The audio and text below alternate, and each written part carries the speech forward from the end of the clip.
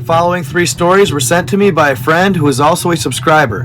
He lives in the Wabasca des Marais territory of northern Alberta, Canada.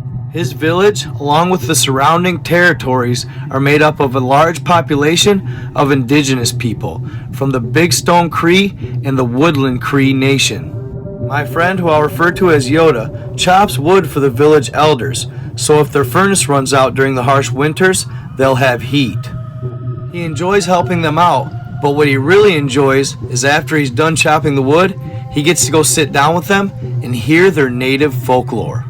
Some of these legends and lore date back hundreds if not thousands of years and have been passed down from generation to generation. Luckily for me, he had just recently gone to chop wood for them, and when he did, he asked them about the tales of the Wendigo. At first they were hesitant, as it said, just saying its name can draw it to you, bringing the curse to your doorstep. But eventually, he was able to get them to share the 3 tales. One taking place where he lives in Wabasca. The other 2 took place about 4 hours north along the Athabasca River. For those of you that don't know what the Wendigo is, it's a malevolent creature that roams the dense woods of states in the northern end of the United States, along with the Great Lakes of Michigan and a lot of mid and central Canada. The creature will appear as a monster or a spirit that has possessed somebody and made them a monster. It usually results from tasting human flesh or resorting to cannibalism in certain situations. It's also associated with excessive greed or murder to help deter those evil deeds among native tribes. The legend lends its name to the modern medical term known as Wendigo Psychosis.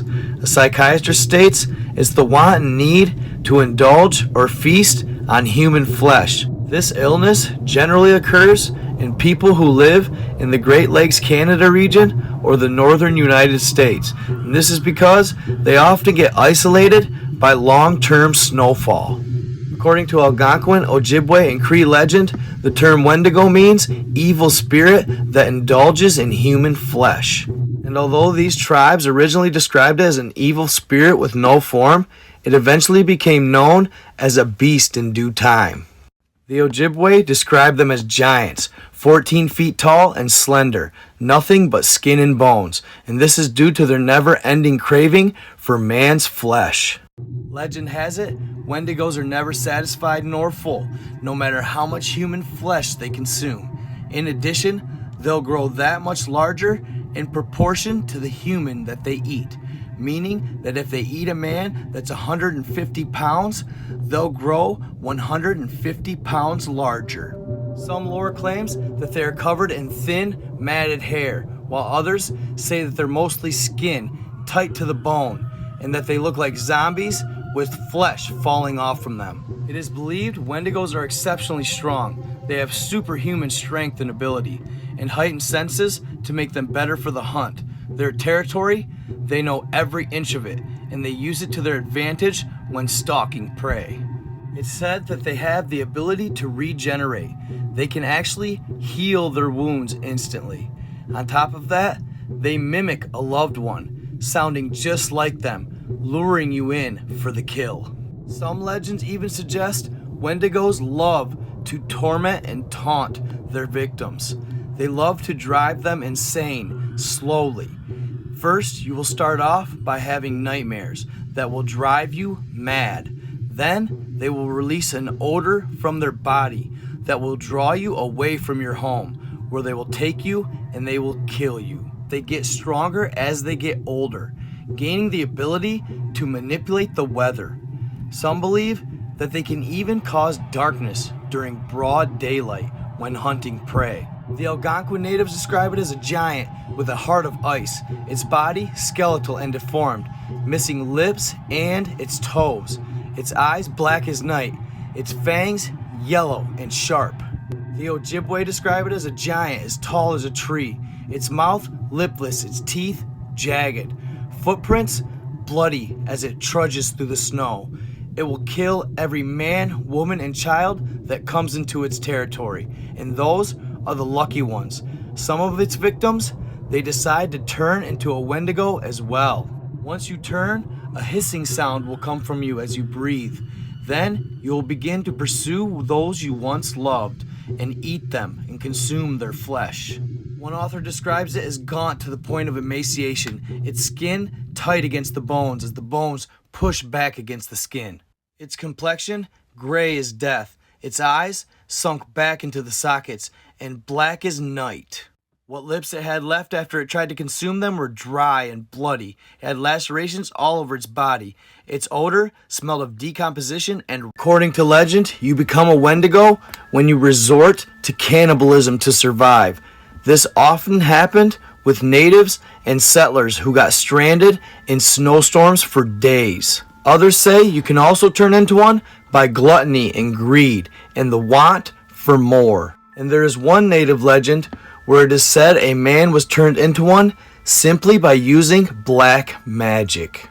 One of the most notable occurrences of the Wendigo happened in 1878 when a Plains Cree trapper named Swift Runner suffered one of the worst cases documented. Swift Runner worked as a trader for the Hudson Bay Company. He was married and the father of 6 children. He also worked as a guide for the Northwest Mounted Police in 1875. During the winter of 1878 and 1879, Swift Runner and his family were starving, along with numerous other Cree families. His eldest son was the first to die of starvation, and at some point, Swift Runner succumbed to his urge to consume human flesh. And though there were food and supplies at the Hudson's Bay Company just 25 miles up the road, he didn't travel there, as the Wendigo Psychosis had already taken over. Instead, he killed the remaining members of his family and consumed them.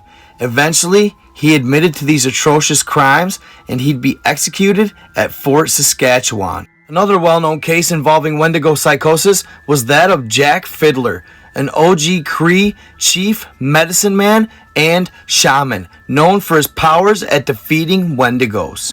He claimed to have killed 14 Wendigos in his lifetime, some sent by enemy shamans, others members of his own band that gave in to the incurable disease of craving human flesh. Fiddler was often asked by family members to kill loved ones when they were showing signs of the sickness.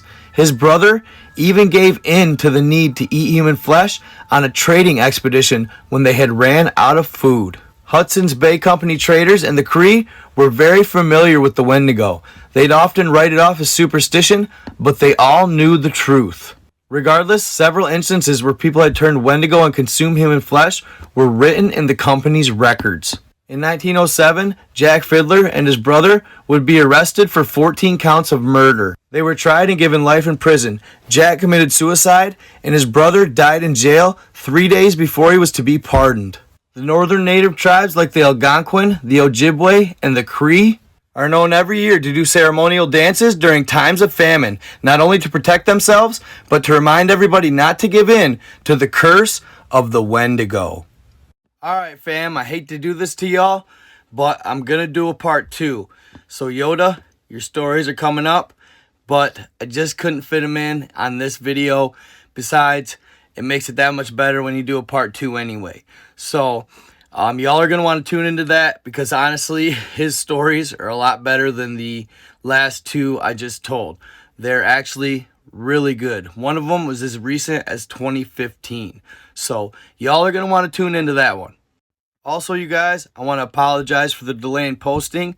I was a little bit under the weather and I had some other stuff going on. I need to look into creating a more consistent schedule, maybe, like I said, video, then live the next night, then maybe take a break, then video, then live the next night. We'll see what I'm going to do, but it's going to be something. But I'll probably, to be honest, I know I always say that, and then I want to go live tonight. So I'll probably go live tonight just because it's been so long.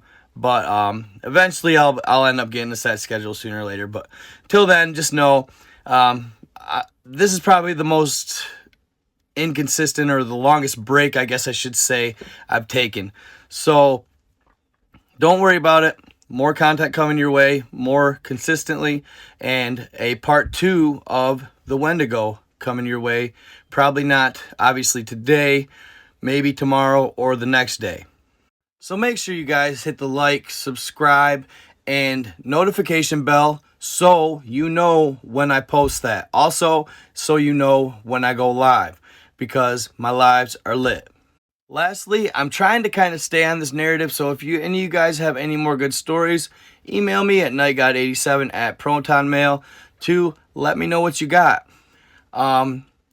Tonight, like I say, I'm probably going to go live. We'll talk about the underwater volcano that happened in Tonga and more. That about wraps it up. This was kind of a nightcap with NightGod.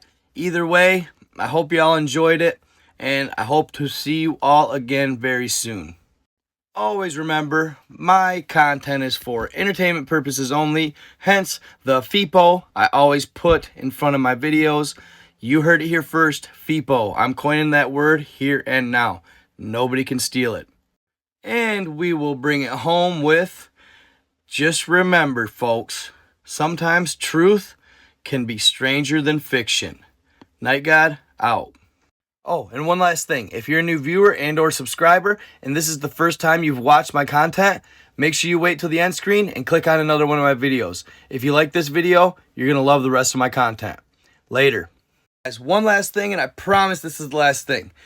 If you guys like my content and you can't always get around to watching the videos, or you're not always able to, I do have a podcast. I don't think a lot of people know that, but I do. It is through Anchor, and I'm on all major platforms. Apple Podcasts, Google Podcasts, Spotify, you name it, I'm on it.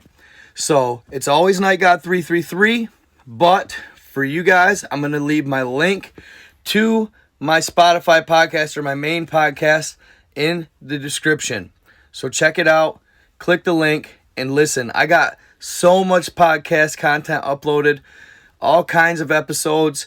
It'll keep you occupied for a long, long time. And you guys, you're talking some of my oldest live streams from TikTok, like before I was even popping on YouTube. So there's a lot of good stuff there to check out.